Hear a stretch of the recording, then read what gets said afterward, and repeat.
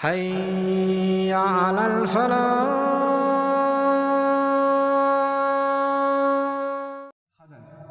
Khadan is actually a friend that you are attracted to, boyfriend, girlfriend. That's khadan.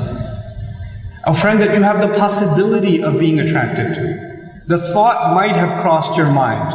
Now you cannot prove for somebody that the thought has crossed their mind. But you know, we're just friends on Facebook. We just talk sometimes. He's just doing da'wah to me. I've heard all of it. I'm from the US. And it's not like it ain't happening here. I'm not blind. Okay? I'm really happy to be in a Muslim country, but I'm not blind. This stuff is going on. And you know what? Allah Azza wa Jal talks about this in the Quran directly. It's pretty cool that He does. Like you would think Quran really talks about really sacred things. And it doesn't talk about, like boyfriends and girlfriends, but it does. It does. When the ayat of marriage come up, Allah Azza wa Jal says, مُحْصَنَاتٍ غَيْرَ مُصَافِحَاتٍ وَلَا مُتَّخِذَاتِ أَخْدَانٍ. That when the women that should be qualified to get married, the kind of women men should try to marry are women that are muhsanat. You're bringing them into the protection of your family. You want to start a family with them. That's the first thing you look for in a girl when you want to get married. Is this the girl I want to have a family with? Would she be a good mother? Is she good to her own mother? Is she a good child herself? Does she have family qualities herself that she would be a good family? If you are rebelling against your parents and he's rebelling against his parents and you want to get married and all of that, well, you know what? It sounds like an Indian movie for a while, but eventually you know what's going to happen. You are going to have the most miserable life because you don't have the fundamental values of what it means to be in a family.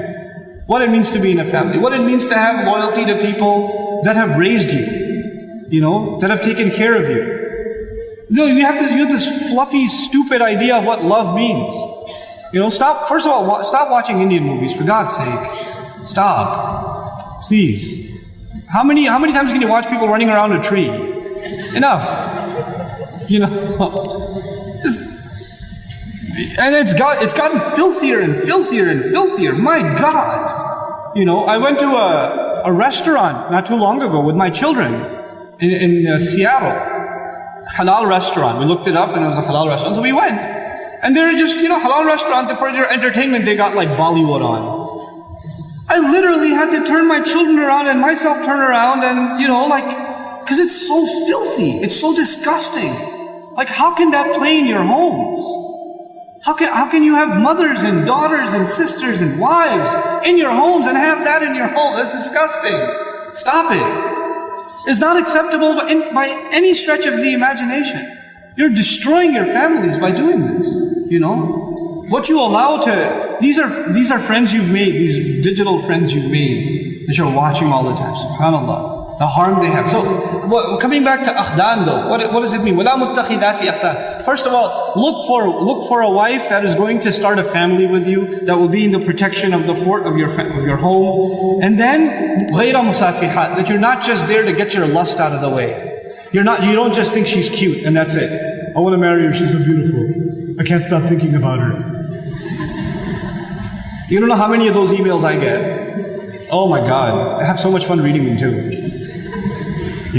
Brother, there's this sister, I was giving her da'wah, I wanted to marry her. No, you weren't giving her da'wah to Islam, first of all. That was a different kind of da'wah you were doing, my friend. And let's be real. And then you want to marry her. Have you talked to your parents? No. They would kill me. Have you talked to her parents? No, astaghfirullah. I was like, then go to the store and buy yourself a baby bottle and suck on it. You're a baby, you can't talk to your parents, can't talk to her parents, then you're not a man. When you become a man, call me back. Until then, sit in a corner and cry. Come on. These relationships that you think are so awesome. And you know why and I'll fill you in a little. I'll fill you in, especially the teenagers in the audience. And the young people in the audience who kind of just recently shot an email and somebody emailed them back and a little Facebook thing happened and a little wink and a little hee there in the playground, even though it's a separate school. But in recess you saw each other like hee like a little bit of that happened. Let me just fill you in a little. All of this is a product of low self-esteem. You think you're ugly. So if a guy thinks you're cute, you're like, really? I'm beautiful? You know, you have low self-esteem. You think nobody's going to like you, nobody's going to want to marry you, and all of that stuff. And on the other hand, the guy, like, you know, we don't have good friendships and good relationships, so we're looking for something. And most of the guys, I don't have to tell you what's going on in your head. You and I have ijma' on this issue. The things that go on in our head. There's no reason for me to explain all of that to you, you know. But you know, just because you have raging hormones and you're like daydreaming about girls and things like that, it doesn't mean that you're in love. It just means that you haven't controlled your temptations yet. And you're ruining somebody's life. You're ruining an entire family. Do you realize what you're doing? And you call it love? You tell me if she was like 50 pounds fatter, you still be in love? Because she's the same person, same ruh inside her jasad, right? If she was a burn victim or something, if her hand burnt off, or her ear was missing, you still be in love? Or you find somebody else to love all of a sudden? And if you can't answer that question honestly, then come on, you're not in love, you're just hormonal. That's all you are, you know? This is what we've done to relationships that are supposed to be beautiful. Marriage is supposed to be a beautiful relationship. It's supposed to be a lifelong relationship. But because you're watching all of these models on TV and stupid, like, you know, women that are just throwing themselves at men and all this stuff, and you've developed this delusional concept of what it means to have love in your life. Delusional concept. Our deen came to free the world from this nonsense. To free it. Because we have a more mature understanding of what it means to have love in your life. You know, to have, I'm not saying you shouldn't marry someone you like, you should. You should be attracted to your future spouse. All of those things are fine. But there's a decency that you have to exhibit before that. You know? And if you're okay with talking to a girl like that, you should be okay with somebody talking to your sister. You're okay with that too? Not if you have any ounce of decency left inside you. If you do, then, you know, this is how we have to end these things. And no, if you've been in that kind of relationship, or you're in one of those relationships right now, nobody knows. Only Allah knows and you know. Don't raise your hand, please. Right? But I'm saying, you're like, oh, after today's lecture, I have decided I no longer want to be your friend. You know, don't even write that, because even then you're looking for a response. You're kidding yourself. And then you're checking, did she write back? Yes, we should no longer be friends. And then you'll write back, you're right, we really shouldn't be friends anymore.